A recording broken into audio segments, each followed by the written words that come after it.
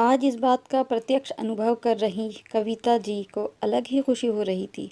वर्षों से चली आ रही परिपाटी से उबरकर एक नई व सही राह पर चलना कितना आसान व सुखद है, यह समझने में लंबा समय लगा था उन्हें।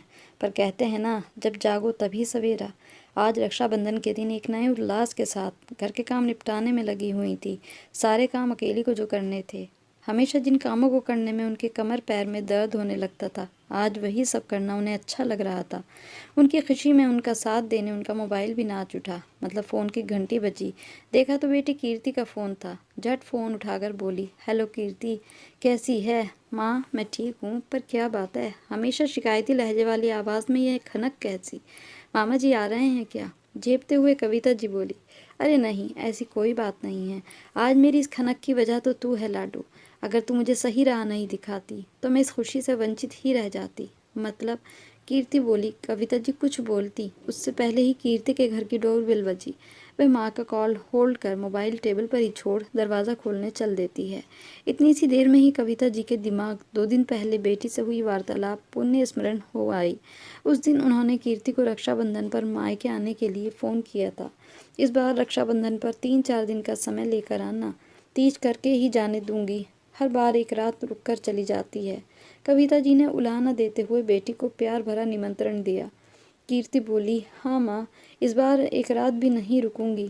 कविता जी बीच में ही बोल पड़ी, चलो आज पहली बार में ही तूने अपनी माँ की बात मान ली। तभी कीर्ति बोली, माँ आप पूरी बात सुन लीजिए। इस बार मैं रक्षाबंधन पर नहीं आ सकूंगी क्योंकि दीदी 5 साल बाद अमेरिका से आ रही हैं, वह भी सिर्फ एक हफ्ते के लिए। और मेरी शादी के बाद शायद पहली बार ही दोनों को साथ राखी बांधेंगी। और फिर भैया भाभी व बुआ जी भी यहीं आ रही हैं, इसलिए मैंने ही मना कर दिया। सोमेश और माँ जी तो कह रहे थे एक दिन के लिए चली जाना, पर मैंने ही मना कर दिया।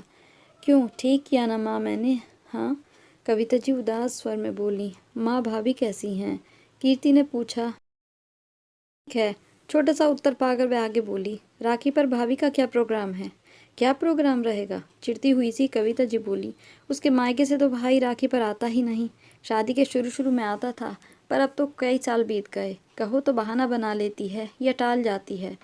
तो आप कभी फ़ोन कर बुला लिया करो। इस पर कविता जी बोली, मैंने कभी किसी को मना किया है क्या आने का या बुलाने का? आवाज़ में थोड़ी तल्खी के साथ कविता जी ऊंचे स्वर में बोली। किचन में काम कर रही उनकी बहू प्रीति के कानों तक उनकी आवाज़ पहुंच चुकी थी। प्रीति मन ही मन बोली, कभी खुद से तो बुलाती नहीं है, और जब आ जाता था मेरा भाई तो ये सुनाती रहती थी कि हमारे मायके से तो कोई आता ही नहीं है। हमें तो याद भी नहीं कि कब अपने भाई को राखी बांधी थी। सब सुनते सुनते उसने भी अपने भाई को राखी पर बुलाना बंद कर दिया। भाई बहन फ़ोन पर ही बात कर मन बहला लेते। प्रीति को मार्केट जाना था, सो वह इन सब बातों में ना उलझ घर से चल दी। कविता जी बेटी से बोली, इस बार तेरे भाई की कलाई सूनी ही रहेगी। कीर्ति बोली, माँ, भाभी के भाई की कलाई तो हर बार ही सूनी रहती है। यदि उनका भाई नहीं आता तो क्या हुआ, आप भाभी को वहाँ भेज दो। आपने भी तो कभी उन्हें राखी पर उनके मायके नहीं भेजा। मेरी सास तो खुद हर बार आगे रहकर राखी पर मुझे भेजने की तैयारी करती हैं। कभी मैं मना भी करूं तो कहती हैं, राखी पर बुलावे की राह मत देखा करो, भले ही एक समय के लिए चली जा। और माँ, भैया भी तो अपनी व्यस्तता के चलते कभी नहीं आता, पर उन्होंने कभी मुझे इस बात के लिए ताना नहीं दिया। क्या राखी का त्योहार बेटी के आने पर ही पूरा होता है? कभी बहू को उसके मायके कर भी तो त्योहार की खुशी को दोगुना किया जा सकता है। बेटी की सहजता में कही बात कविता जी के दिलो दिमाग में विचारों का मंथन शुरू हो गया। फिर थोड़ा संयत होते हुए बोली, सच में आज तूने मुझे मेरी गलती का एहसास करा, एक नई शुरुआत करने के लिए प्रेरित किया है। चल अब फ़ोन रखती हूँ, मुझे भी अपनी बहू को उसके मायके भेजने की तैयारी करनी है। कहती हुई कविता जी फ़ोन रख तैयारियों में व्यस्त हो जाती हैं। बिना देर किए किचन में जाकर मिठाइयाँ और नमकीन बनाने में जुट जाती हैं और बेटे को फ़ोन कर बहू के मायके भेजने के लिए उपहार लाने का कहती हैं। प्रीति जब मार्केट से लौटी तो आश्चर्यचकित सी कविता जी को देखते ही और बिना कोई सवाल जवाब किए उनका हाथ बटाने लगती है। रात को खाने की टेबल पर कविता जी प्रीति से कहती हैं, इस बार कीर्ति राखी पर नहीं आ रही है, तो मैं सोच रही हूँ कि तुम दोनों उसके यहाँ चले जाओ। मैंने विकास से बात कर ली है, पैकिंग कर लेना, कल शाम में निकलना होगा। प्रीति कुछ नहीं बोली क्योंकि उसके पास ना करने का कोई कारण ही नहीं था और हिम्मत भी नहीं थी। कविता जी ने विकास के साथ मिलकर प्रीति को उसके मायके छोड़ कीर्ति के यहाँ जाने का सरप्राइज़ प्लान किया था। इसी बीच लैंडलाइन फ़ोन की घंटी से उनकी तंद्रा भंग हुई। एक हाथ में मोबाइल लिए हाथ से रिसीवर उठाती हुई कविता जी की आंखों से खुशी के आंसू बह निकले।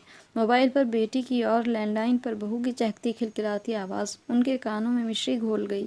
दोनों ही कविता जी को थैंक यू बोल रही थीं। आज बहू को उसके मायके भेज और बेटे को बहन के यहाँ भेजकर कविता जी को असीम खुशी मिल रही थी। फ़ोन रख वे पति के साथ मंदिर जाने के लिए निकल पड़ी। तो ये थी हमारी आज की कहानी। कहानी अच्छी लगी हो तो इसे लाइक ज़रूर कर दें और शेयर ज़रूर करें, और मेरे चैनल को सब्सक्राइब करना बिल्कुल भी ना भूलें। नोटिफिकेशन बेल को भी ऑन कर लें। तो ऐसे ही अच्छी अच्छी कहानियों के साथ फिर मिलेंगे। Thanks for watching.